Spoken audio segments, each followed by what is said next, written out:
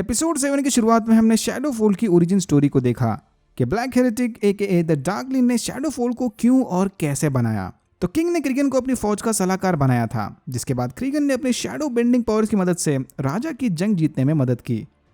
क्रिगन की यह मदद जबरदस्त बैकफायर हो गई और ग्रीशा के अननेचुरल पावर्स को देखकर किंग बहुत परेशान हो गया। किंग को लगा कि अगर ऐसे ही चलता रहा तो धीरे धीरे ग्रीशा के दिल में से राजा का डर एकदम खत्म हो जाएगा। इसीलिए अपने डर और पावर को बरकरार रखने किंग ने सारे ग्रीशा का कत्लेआम या मास मर्डर शुरू कर दिया।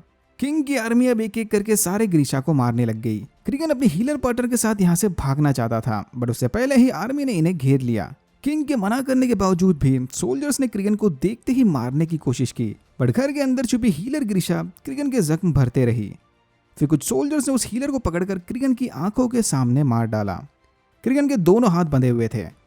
ग्रीशा की एक सबसे बड़ी कमजोरी ये थी कि उन्हें अपने पावर्स यूज करने से पहले दोनों हाथों को टच करना होता है। सोल्जर्स ये बात जानते थे, इसलिए उन्होंने क्रिगन के हाथों के बीच लकड़ी रख दी। बट फिर अपनी पार्टनर को आंखों के सामने मरता देख क्रिगन के अंदर का सनी देओल जाग गया और उसने वो लकड़ी तोड़कर सारे सोल्जर्स को मार डाला। क्रिगन हीलर की बॉडी को लेकर ग्रीशा के सीक्रेट अड्डे पर चला गया, जहां बैगरा ने उसे सलाह दी कि किंग के मरने तक क्रिगन को यहां से कहीं दूर जाना चाहिए। एक बार किंग मर गया तो क्रिगन या अलेक्जेंडर फिर से अपनी आइडेंटिटी चेंज करके वापस आ सकता है, बट नहीं, क्रिगन को किंग से बदला लेना था। इसलिए उसने बैगरा के लाख मना करने के बावजूद भी मेरजोस्ट के फॉरबिडन डार्क मैजिक की मदद से आर्मी बनाने का फैसला किया। और आगे की कहानी तो हम पिछले एपिसोड में सुनी चुके हैं। डार्कलिन मेरजोस्ट को कंट्रोल नहीं कर पाया और उसने आर्मी बनाने के बजाय शैडोफॉल और वोल्क्रा बना दिए। मिशन में बुरी तरह से फेल होने के बाद भी डार्कलिन को अपने किए पर जरा भी अफसोस नहीं था। Okay, now back to the present time. Alina और माल ने बारासिंगा को सरप्राइजिंगली बड़ी आसानी से ढूंढ लिया, बट अलीना उसे मारना नहीं चाहती थी। अलीना को लगा कि शायद बारासिंगा को बिना मारे उससे पावर्स एम्पलीफाई करने का कोई दूसरा रास्ता भी होगा। अलीना के बारासिंगा को छूते ही उसके पावर्स एम्पलीफाई होने लगे, बट तभी सेकंड आर्मी के सोल्जर्स ने इन पर हमला कर दिया। हमले में माल और बारासिंगा बुरी तरह से जख्मी हो गए। यहाँ क्रिगन ने अलीना को ऑफर दिया कि अगर अलीना ने उसे बारासिंगा को मारने का मौका दे दिया तो बदले में वो अपने हीलर की मदद से माल की जान बचाएगा। अलीना ने इस ऑफर को फौरन एक्सेप्ट कर लिया और क्रिगन ने उस बारासिंगा को अपने शैडो ब्लेड की मदद से मार डाला। वादे के मुताबिक इसने माल की जान तो बचा ली, बट वो अब क्रिगन का कैदी बनकर रहेगा। फिर क्रिगन ने डेविड की मदद से बारासिंगा की हड्डियों को अपने और अलीना की बॉडी में इंस्टॉल करके दोनों को एक दूसरे से कनेक्ट कर लिया। इंस्टॉलेशन प्रोसेस पूरा होने के बाद अब क्रिगन अलीना के पावर्स को भी कंट्रोल कर सकता है।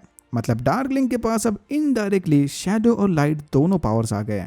अलीना का बुरा वक्त तो अब बस शुरू ही हुआ है। जेनिया ने इसे बताया कि किसी वायरल इन्फेक्शन की वजह से किंग की तबीयत बहुत खराब है। इस इन्फेक्शन से क्वीन को बचाने उसे सेल्फ क्वारंटीन में रखा गया था। मतलब फिलहाल किंग के सारे डिसीजन लिटिल पैलेस का प्रीस्ट एपेरेट ले रहा है। इधर फाइनली अलीना को क्लिक हुआ। जेनिया तो बचपन से ही क्रिगन को जानती थी, मतलब उसे क्रिगन की सच्चाई पहले से ही पता होगी। जी हाँ, जेनिया शुरुआत से ही क्रिगन के लिए काम कर रही थी, इसीलिए इसने अलीना के लिखे लेटर्स कभी डिलीवरी नहीं किए। जेनिया के हिसाब से इसके पास क्रिगन की मदद करने के अलावा दूसरा कोई ऑप्शन नहीं था। लॉन्ग स्टोरी शॉर्ट, दोनों के पास एक दूसरे के इमोशनल रीजन को सुनने का टाइम नहीं था, तो देख के लग रहा है कि इन्होंने अपनी दोस्ती तोड़ दी। एपिसोड 3 वाली वो बकरी याद है जिसे ये लोग फोल्ड क्रॉस करते वक्त चारा बनाने वाले थे? जसपर ने उसके साथ जबरदस्त बॉन्डिंग बना ली थी और लिटिल पैलेस में आने से पहले उसने वो बकरी बार मेड के हवाले की थी।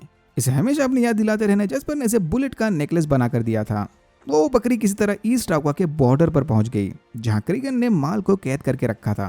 फिर माल ने उस बकरी की गली में लगी बुलेट की मदद से हथकड़ी खोल दी और वो क्रिगन की कैद से आजाद हो गया।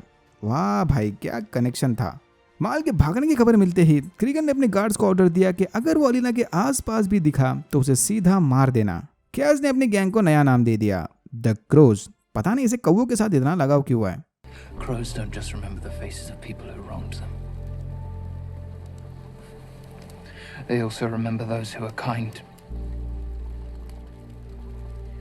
They tell each other who to look after and who to watch out for. Okay, समझ गए। इन्हें जिधर इन्हें छोड़कर जाने वाली थी, क्योंकि अगर ये कैस के साथ वापस कैटेडाइम चली गई तो उसे फिर से हेलिन की गुलामी करनी होगी। पर फिर कैस ने इसे अलीना और क्रोज पर इमोशनल स्पीच देकर रुका लिया। कंडक्टर वाली ट्रेन तबाह हो गई, मतलब इन्हें फोल को क्रॉस करने कोई दूसरा रास्ता ढूंढना होगा। लकीली अगले ही दिन क्रिगन और अलीना कुछ हाई प्रोफाइल लोगों के साथ मिलकर फोल्ड को क्रॉस करने वाले थे।